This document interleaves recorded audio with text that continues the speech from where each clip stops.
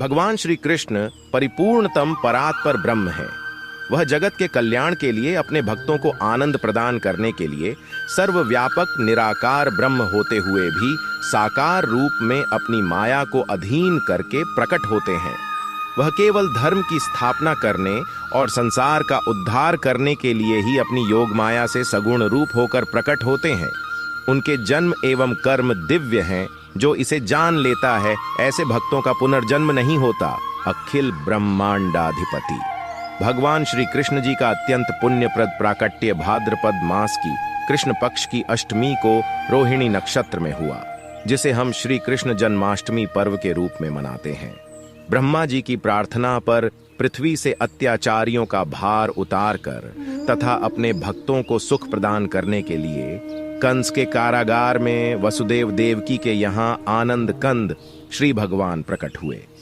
जिस समय भगवान के आविर्भाव का अवसर आया, स्वर्ग में देवताओं की दुंदुभियां अपने आप बज उठीं। बड़े बड़े देवता और आर्षि मुनि आनंद विभोर होकर पुष्पों की वर्षा करने लगे। जब वसुदेव जी ने देखा कि जन्म मृत्यु के चक्र से छुड़ाने वाले भगवान मेरे पुत्र के रूप में तो स्वयं आए हैं, तो उनका रोम रोम परम आनंद में मग्न हो गया। वह हाथ जोड़कर बोले, प्रभु, आप सर्वशक्तिमान और सबके स्वामी हैं। इस संसार की रक्षा के लिए ही आपने मेरे घर अवतार लिया है। देवकी भी कंस के भय से भगवान से प्रार्थना करते हुए बोली, हे विश्वात्मन, आपका यह रूप अलौकिक है। आप शंख, चक्र, गदा और कमल की शोभा से युक्त अपना यह चतुर्भुज रूप छिपा लीजिए। तब श्री भगवान ने कहा, देवी, स्वयंभू मनवंतर में जब तुम्हारा पहला जन्म हुआ था, उस समय तुम्हारा नाम पृश्नि था और ये वसुदेव सुतपा नाम के प्रजापति थे। तुम दोनों ने कठोर तपस्या, श्रद्धा और प्रेममयी भक्ति से अपने हृदय में नित्य निरंतर मेरी भावना की थी। तब तुम दोनों ने मेरे जैसा पुत्र मांगा। सर्वशक्तिमान संसार रूपी वृक्ष की उत्पत्ति के एकमात्र आधार, चराचर जगत के कल्याण के लिए निराकार स्वरूप होते हुए भक्ति तथा प्रेम वश साकार रूप धारण करने वाले श्री हरि भगवान ने भगवान श्री कृष्ण के बाल रूप में बहुत सुंदर एवं मधुर लीलाएं की। इन लीलाओं का इतना प्रभाव है कि इनके श्रवण पठन से अंतकरण शीघ्र अति शीघ्र शुद्ध हो जाता है। भगवान ने अपनी बाल लीला में कंस द्वारा भेजे गए राक्षसों पूतना, तृणावर्त, बकासुर और अघासुर का नाश कर उन्हें मुक्ति प्रदान की एवं कंस का वध कर मथुरा नगरी को भय मुक्त किया। अघासुर जैसे राक्षसों को मोक्ष प्राप्त हुआ, यह देख ब्रह्मा जी को अत्यंत आश्चर्य हुआ। जब उन्होंने बाल कृष्ण भगवान की परीक्षा लेने के लिए ग्वाल बाल और बछड़ों को चुरा लिया, तब सब ग्वाल बालों और बछड़ों का स्वरूप धारण कर भगवान श्री कृष्ण जी ने ब्रह्मा जी के विश्वकर्ता होने के अभिमान को नष्ट किया। तब ब्रह्मा जी ने श्री कृष्ण की स्तुति करते हुए अघासुर जैसे राक्षसों को मोक्ष प्राप्त हुआ, यह देख ब्रह्मा जी को अत्यंत आश्चर्य हुआ। जब उन्होंने बाल कृष्ण भगवान की परीक्षा लेने के लिए ग्वाल बाल और बछड़ों को चुरा लिया, तब सब ग्वाल बालों और बछड़ों का स्वरूप धारण कर भगवान श्री कृष्ण जी ने ब्रह्मा जी के विश्वकर्ता होने के अभिमान को नष्ट किया।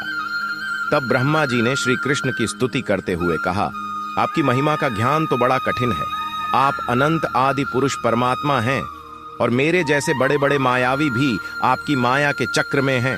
इस मायाकृत मोह के घने अंधकार से मैं भ्रमित था। मेरा अपराध क्षमा कीजिए। महाविषधर कालिय नाग ने जब यमुना जी का जल विषैला कर दिया, तब भगवान ने कालिय दमन कर यमुना जी का जल पावन किया। गोविंद भगवान ने इंद्र की पूजा बंद करवाकर गोवर्धन पर्वत की पूजा प्रारंभ करवाई, तो क्रोध एवं अहंकार वश इंद्र ने ब्रज पर मूसलाधार वर्षा करवाई। तब माधव गोविंद ने खेल खेल में गिरिराज गोवर्धन को अपनी उंगली पर धारण कर ब्रजवासियों की प्रलयंकारी वर्षा से रक्षा की। भगवान श्री कृष्ण की योग माया के प्रभाव से चकित इंद्र ने भगवान से क्षमा मांगी। एक समय रात्रि के समय यमुना जी में स्नान करने पर नंद जी को वरुण के सेवक पकड़ कर ले गए। तब भगवान श्री कृष्ण उन्हें वरुण लोक से वापस ले आए। इसी प्रकार अपने गुरु सांदीपनि जी के आश्रम में शिक्षा पूर्ण करने के पश्चात दक्षिणा स्वरूप उनके मृत पुत्र को यमलोक से वापस लाकर अपने गुरु को गुरु दक्षिणा दी। पांडवों ने जब राजसूय यज्ञ का आयोजन किया, तब भगवान श्री कृष्ण की आज्ञा से पांडवों के माध्यम से जरासंध की कैद से सहस्रों राजाओं को मुक्त करवाया।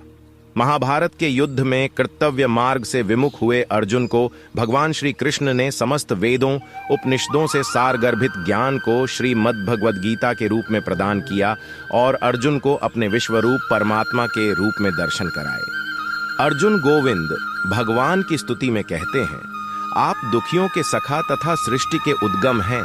आप गोपियों के स्वामी तथा राधा कांत हैं। मैं आपको सादर प्रणाम करता हूँ।